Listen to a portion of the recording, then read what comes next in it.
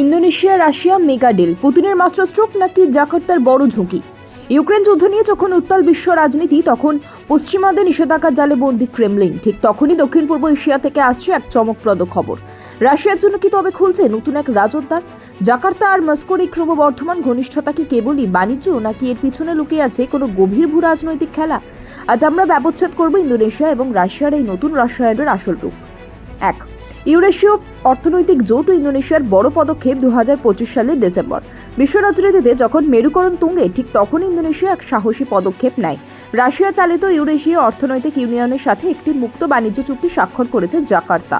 এটি কেবল একটি সাধারণ চুক্তি নয়, বরং রাশিয়ার প্রভাব বলয়ে থাকা দেশগুলোর সাথে অর্থনৈতিকভাবে যুক্ত হওয়ার এক সুপরিকল্পিত প্রচেষ্টা।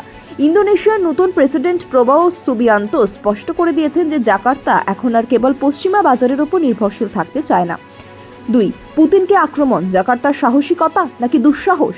সবচেয়ে চমকপ্রদ বিষয়টি ঘটে যখন প্রেসিডেন্ট সুবিয়ান্তো খোদ ভ্লাদিমির পুতিনকে ইন্দোনেশিয়া সফরের আমন্ত্রণ জানান এবং পুতিনও সেই আমন্ত্রণ গ্রহণ করেছেন। মনে রাখবেন, 2023 সালে আন্তর্জাতিক অপরাধ আদালত ইউক্রেন যুদ্ধাপরাধের অভিযোগে পুতিনের বিরুদ্ধে গ্রেপ্তারি পরোয়ানা জারি করেছিল। সেই আবহে বিশ্বের অন্যতম বৃহত্তম মুসলিম প্রধান দেশ এবং গ্লোবাল সাউথের গুরুত্বপূর্ণ সদস্য ইন্দোনেশিয়ার এই আমন্ত্রণ ক্রেমলিনের জন্য একটি বড় ভূ রাজনৈতিক বিজয়। এটি প্রমাণ করে যে পশ্চিমারা চাইলেই পুতিনকে বিশ্বমঞ্চে পুরোপুরি একঘরে করতে পারছে না। কেন এই ঘনিষ্ঠতা? ইন্দোনেশিয়ার বৈদেশিক নীতির মূল ভিত্তি হলো মুক্ত ও সক্রিয় অবস্থান। জাকার্তা কোনো নির্দিষ্ট ব্লকে লেজুবৃত্তি করতে চায় না। রাশিয়ার সাথে এই যোগাযোগ আসলে তাদের বিকল্প অপশন বাড়ানোর একটি কৌশল, নির্ভরশীলতা কমানো। ইন্দোনেশিয়া চায় না তাদের অর্থনীতি বা নিরাপত্তা কেবল একটি পক্ষের উপর নির্ভরশীল থাকুক।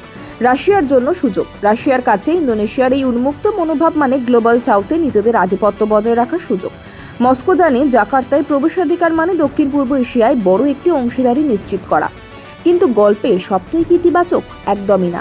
ইন্দোনেশিয়ার জন্য রাশিয়ার এই বন্ধুত্ব বয়ে আনতে পারে চরম অনিশ্চয়তা। কেন? তার কিছু গুরুত্বপূর্ণ কারণ এখানে তুলে ধরা হলো। রাশিয়ার অভ্যন্তরীণ অস্থিরতা। ইউক্রেন আক্রমণের পর রাশিয়া যতটা স্থিতিশীল বলে নিজেদের প্রচার করে, বাস্তবে পরিস্থিতি ততটা মসৃণ নয়। দীর্ঘস্থায়ী যুদ্ধ রাশিয়ার অর্থনীতি এবং অভ্যন্তরীণ কাঠামোকে দুর্বল করে দিচ্ছে। জাকার্তাকে বুঝতে হবে যে রাশিয়ার যে সুশাসন বা স্থায়িত্বের ভাবমূর্তি ইন্দোনেশিয়ায় প্রচলিত আছে, তা হয়তো বাস্তবতার সাথে মেলে না।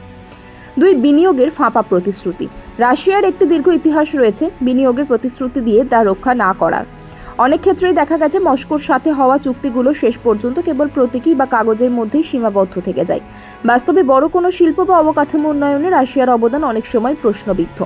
ইন্দোনেশিয়া যে মেগা প্রজেক্ট বা বড় বিনিয়োগের আশা করছে, তা কেবল রাজনৈতিক স্টান্টবাজি হয়েই থেকে যাবে না তো।